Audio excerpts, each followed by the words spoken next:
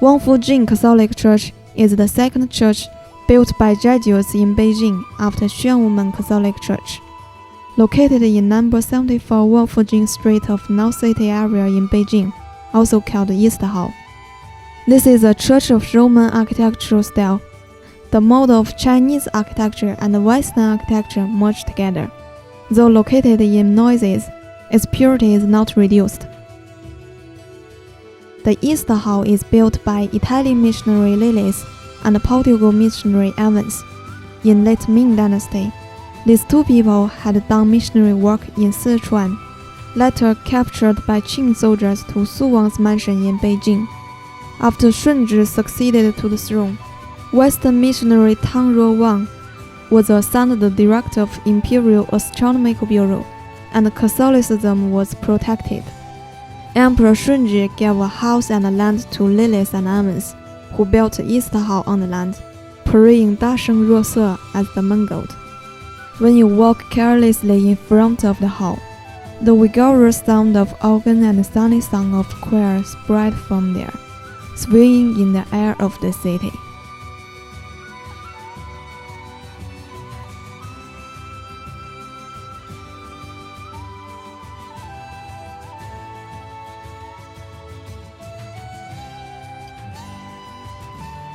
The Imperial College Street is an east-west lane, which was called Chengxian Street in Qing Dynasty. It got the name because Kong Temple and the Imperial College are here. Songtang Jai Folk Sculpture Museum locates on this old street of long history. All collections here are antiques collected among the people, mostly inlaid in the walls or gate tower of old house in Ming or Qing dynasties. When repairing the city, they were abandoned by people. Let the host of the museum, Li Songtang, gathered them together in many ways. It is as if these sculptures have lived and witnessed the changes of history.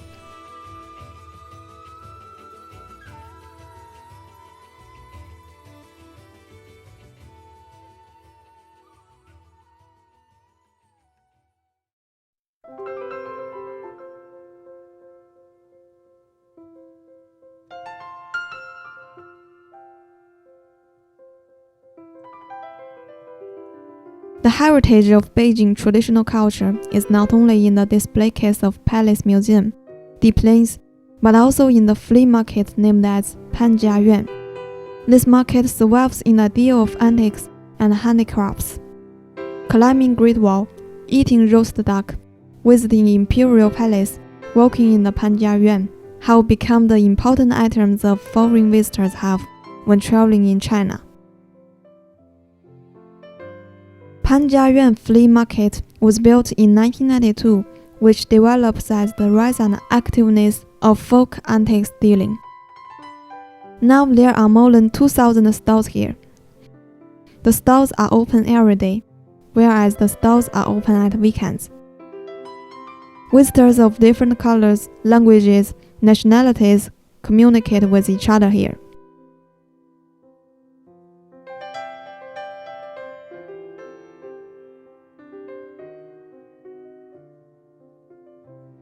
Panjiayuan formerly was called Panjiayao. Early years, here was used for making colored glaze. However, the soil was too loose that it could not make good-looking glazes. Later, here was changed to make bricks, and the village was famous as a kiln owner, whose family name was Pan. Panjiayuan was also called Ghost Market or Night Market, Morning Market. Night market of the past is different from the night market now. It began from the second half night to the morning. People described it as the business done in the night. The lighting condition was limited at that time. The two parts of business could not see each other clearly. They did not shout loudly, and they went back home in the morning. This action was like the ghost, so here is called the ghost market. In early years, people of rich families sold their treasures when they did not have money, but they had to protect their dignity and could not sell openly, so they chose the ghost market. Therefore, ghost market became a place where people searched for good luck. Perhaps they could buy precious things but used little money. Nowadays, walking on the busy streets, the historical scroll opens slowly. Through such long time, Panjiayuan has become the carrier of regional culture, the cultural symbol. It has become a valuable treasure of Chinese culture.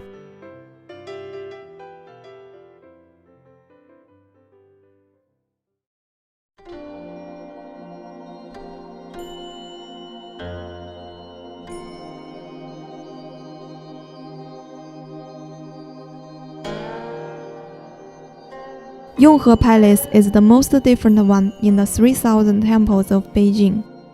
From Prince Yong's mansion to Yonghe Palace, the history of Dragon in Forbidden Palace was recorded. From imperial palaces to Zhang Buddhist temple, it became a bridge which not only connects politics and religion, but also mixed together culture of Meng, Zhang, and Han nationalities.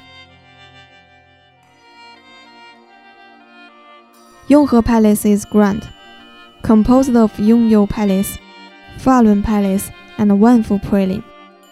The whole architectural layout of yards is descended from south to north, whereas the palace is higher and higher, forming grand front palace with small rounded yards, mixing together nationality characteristics of Han, Man, Meng, and Zhang.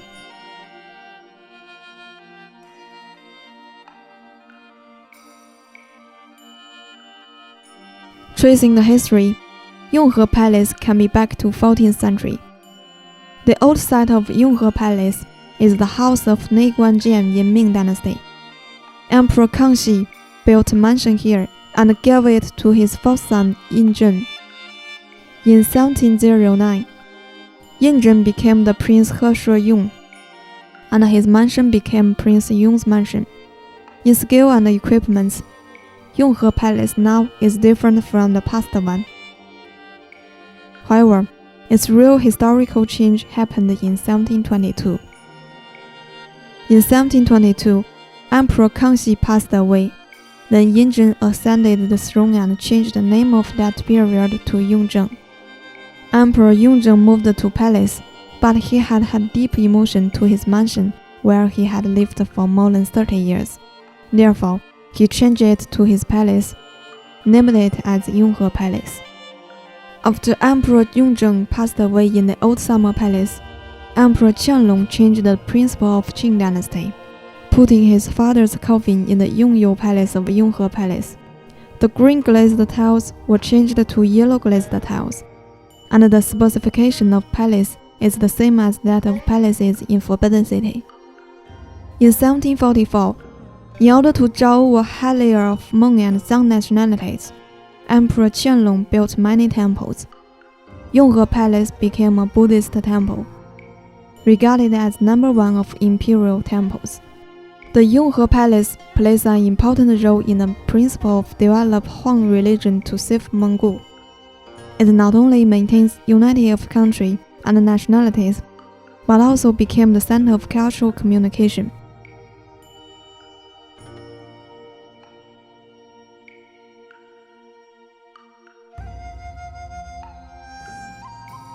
The highest prailing in Yonghe Palace is the Wanfu Prailing. Wanfu Prailing is also named as Dafu Building, more than 30 meters high, made of wood. Looking from outside, it is a 3-layer building, but looking inside, it is a building without layer. This is the architecture style of Liao and Jin dynasties. Inside Wanfu Prailing, displays a Mandala Buddha statue. That is the Mila Buddha, which is 18 meters high, 8 meters buried underground. The Buddha body is 8 meters wide, the presence of Lama, made of the precious white sandalwood. It is said that Emperor Qianlong spent more than 80,000 liang silver in carving the Buddha sculpture. In August 1990, this Buddha sculpture is added into Guinness Book of Records.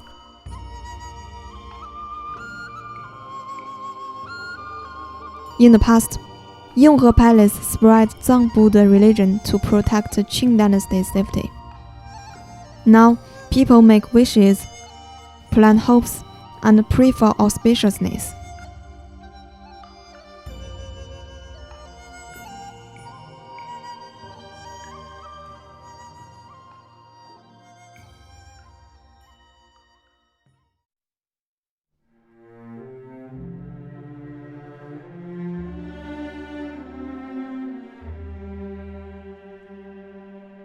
Logo Bridge, an eternal bridge. Mentioning it, people's mind will fall into the wall smoke which has disappeared. Logo Bridge, crossing over the Yongding River on the southwest of Beijing, is the oldest stone-lake arch bridge of Beijing. Built in 1189, it was well known in 12th century. The Italian tourist Marco Polo had praised Logo Bridge in his travel notes as follows. Logo Bridge is the unique bridge in the world. On the head of Logo Bridge lies a plaque carved with 路沟宵月. 路沟宵月 is one of the 8 famous scenic spots of Yan Mountain. Emperor Qianlong had passed through here in autumn. He wrote a poem to praise the beautiful scenery. He wrote these 4 characters 路沟宵月 on the plaque and stand it in the bridgehead. Logo Bridge is 266.5 meters long, 7.5 meters wide, having 10 piers and 11 apertures. The bridge is made of stone. The key points are connected by silver ingot and iron tenon. The Logo Bridge not only has the high architectural skill, but also famous for its exquisite line sculptures on 2 sides of the bridge.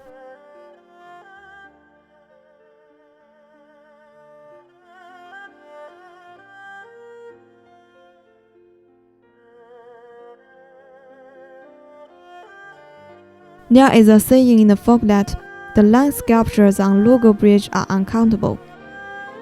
These stone lines have different gestures, some watching sky, some staring at the bridge, some talking with each other. When people walk on the bridge, it is as if falling into a special period of Chinese history. The bomb and shout on the bridge, the scene that soldiers in battle, the historical scroll expressed the love for people. In the night of July 7, 1937, when Japanese troops stationed in China exercised, using an excuse of a missing soldier, they asked to enter into Wanping County to search, but refused by the 29th Troop of China. The Japanese troop then attacked Wanping, and the 29th Troop resisted. Thus the well-known Logo Bridge incident broke out, which unearthed the prelude of Japan attacking China.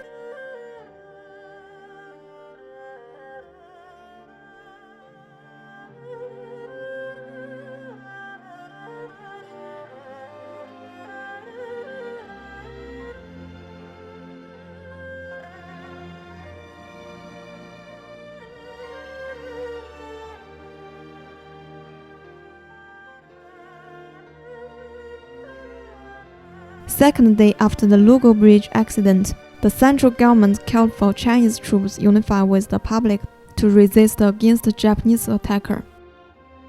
The public responded actively, and the resisting activity was quite high. On July 17th, Jiang Jieshi made a statement in Lushan, stated fighting against Japan. The Nationalist Party and the Communist Party cooperated with each other again, and the anti-Japanese National United Front was formed finally. Before the enemy, the Chinese nationality, which has slept for about 100 years, woke up. The Logo Bridge standing over the Yongding River leaves a kind of indomitable spirit for later generations. Despite of the passing time and flame of war, it endured the baptism of fire, and became a bridge which will never fall down as the indomitable China.